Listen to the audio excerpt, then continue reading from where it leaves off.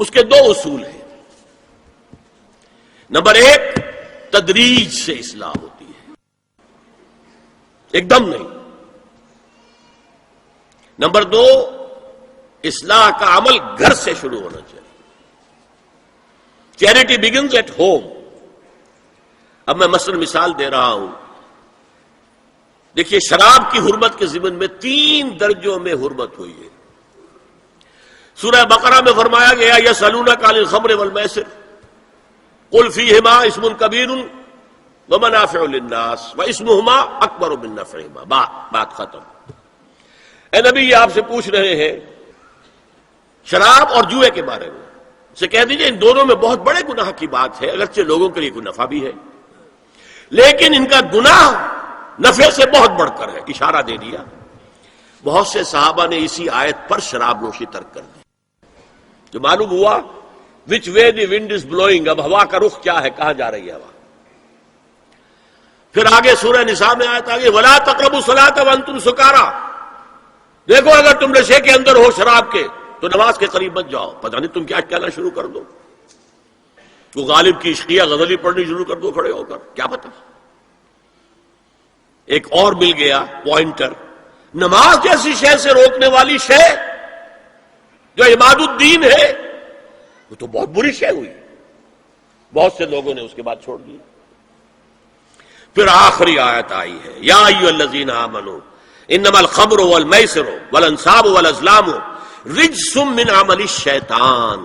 یہ شیطانی اعمال ہے، گندگی کے اعمال ہیں. فاجتنبوہ لعلکم تفلحون. تو ان سے بچو، اجتناب کرو تاکہ تم فلاح پاؤ. انما یرید الشیطان ان یوقع بینکم العداوۃ والبغضاء فی الخمر والمیسر. یہ شیطان یہ چاہتا ہے کہ شراب اور جوئے کے ذریعے سے تمہارے مابین دشمنی پیدا کر دے. شراب میں آدمی لڑ پڑا، جوئے کے اندر بھی ہارتا ہارتا ہارتا آخر کھڑا ہو جاتا، مار پیٹ کے اوپر تیار، ہلاک کرتا. فرمایا کہ انما یرید الشیطان ان یوقع بینکم العداوۃ والبغضاء فی الخمر والمیسر ویصدکم عن ذکر اللہ وعن الصلاۃ فہل انتم منتہون. تو اب باز آتے ہو کہ نہیں؟ یہ بڑا دھمکی کا انداز ہے. اب کچھ لوگ کیا کہتے ہیں، جی یہاں پہ حرام کا لفظ تو نہیں آیا، انا للہ و انا الیہ راجعون. ہل انتم منتہون، باز آتے ہو کہ نہیں؟ اس سے زیادہ روکنے کا کوئی معاملہ ہو سکتا؟ اور حدیث میں اندر اصول آ گیا ما اسکر کثیرہ فقلیلہ حرام. جو شے اگر زیادہ مقدار میں ہو اور نشہ لے آئے تو اس کی چھوٹی مقدار، تھوڑی مقدار بھی حرام ہے. شراب کا ایک قطرہ بھی حرام ہے. لیکن آج ہم کہہ رہے ہیں شراب تو حرام ہے ہی نہیں، تاکہ مغرب مان لے کہ ہاں یہ تو بڑے ماڈریٹ لوگ ہیں، بڑے لبرل لوگ ہیں، روشن خیال ہیں، یہ کوئی دقیانوسی نہیں ہے، یہ فنڈامنٹلسٹ نہیں ہے. اسی طریقے سے یہ جو معاشرتی معاملے میں اصلاح کا دائرہ شروع ہوا ہے، اس میں ہم دیکھتے ہیں کہ ابتدا میں ازواج مطہرات سے خطاب ہے، جسے دلیل بنا لیا بعض لوگوں نے. یہ احکام تو صرف ازواج مطہرات کے لیے ہے، حالانکہ میں نے اصول پہلے بتا دیا. Charity begins at home. جیسے حضور فرماتے تھے انا اول المسلمین، دیکھو میں تمہیں اسلام کی دعوت دے رہا ہوں، سب سے پہلا مسلمان میں خود ہوں. انا اول المومنین، میں تمہیں ایمان کی دعوت دے رہا ہوں، پہلا مومن میں ہوں. تو جب تک انسان اپنے کردار سے بات واضح نہ کرے تو واز جو ہے وہ مفید نہیں ہوتا، مؤثر نہیں ہوتا. لہذا سب سے پہلے بات جو کی گئی وہ کی گئی ہے حضور کی ازواج مطہرات سے. اب اس ضمن میں جو اصلاحی اعمال آئے ہیں، احکام، ان کو نوٹ کر لیجئے. ان کا آغاز ہوا ہے تدریجی اعتبار سے سورہ احزاب سے، اور سورہ احزاب سن 5 ہجری میں جو ہے نازل ہوئی ہے. ان کی تکمیل ہوئی ہے سورہ نور میں جو سن 6 ہجری میں نازل ہوئی.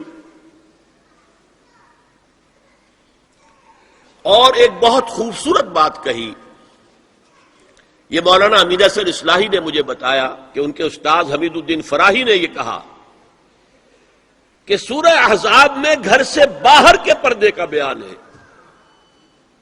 اور سورہ نور میں گھر کے اندر کے پردے کا بیان ہے. تو اصلاحی صاحب کہتے تھے کہ اس جملے نے میری آنکھیں کھول دی اور قرآن مجید روشن ہو گیا میرے سامنے. ورنہ اگر یہ بات سامنے نہ ہو تو آدمی اٹکتا ہے، جگہ جگہ پر اشکالات پیدا ہوتے ہیں.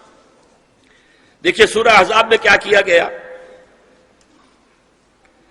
نمبر 1،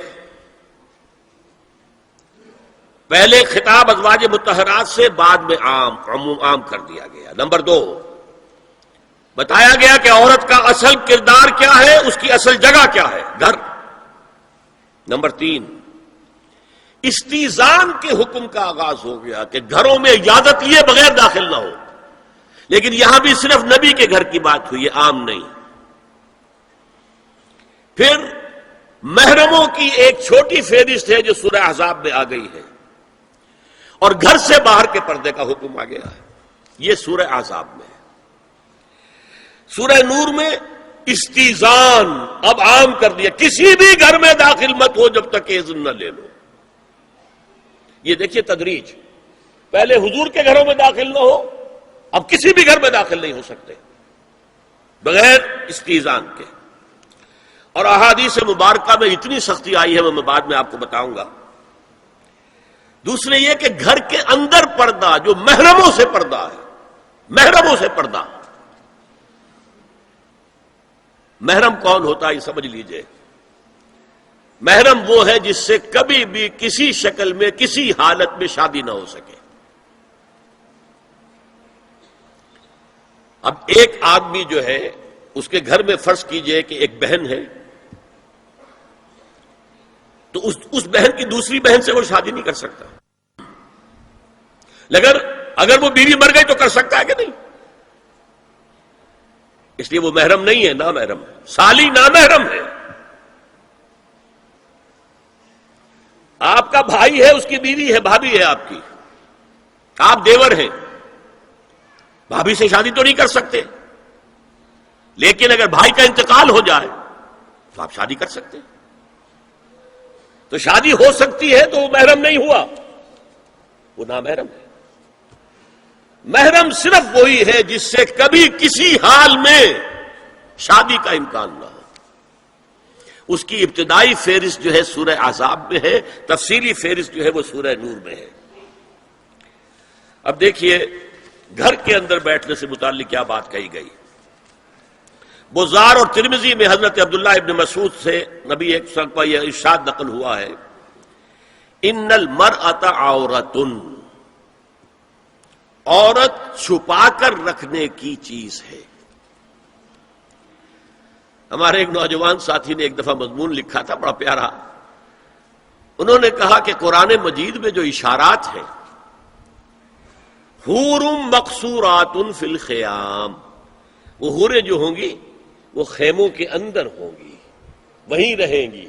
قصر کہتے ہیں روک دینے کو، باہر نہیں نکلتی. وہ مقصورات فی الخیام، حوروں کا کانہن لؤلؤ مکنون، ایسے ہوں گے کہ جیسے کہ موتی جسے چھپا کر رکھا جائے.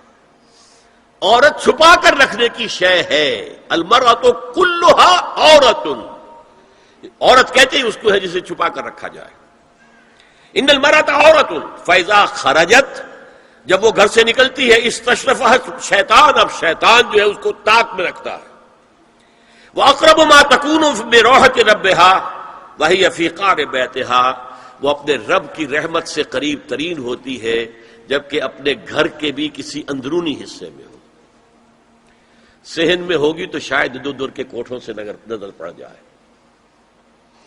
اسی لیے فرمایا مردوں کے لیے مسجد میں نماز افضل 28 گنا، اور عورت کے لیے گھر کی نماز مسجد سے افضل، گھر کے صحن کی مسجد سے افضل، دالان کی صحن سے افضل، کمرے میں اس سے افضل، اور کمرے کی کوئی بغلی کوٹھڑی ہے تو اس میں سب سے افضل.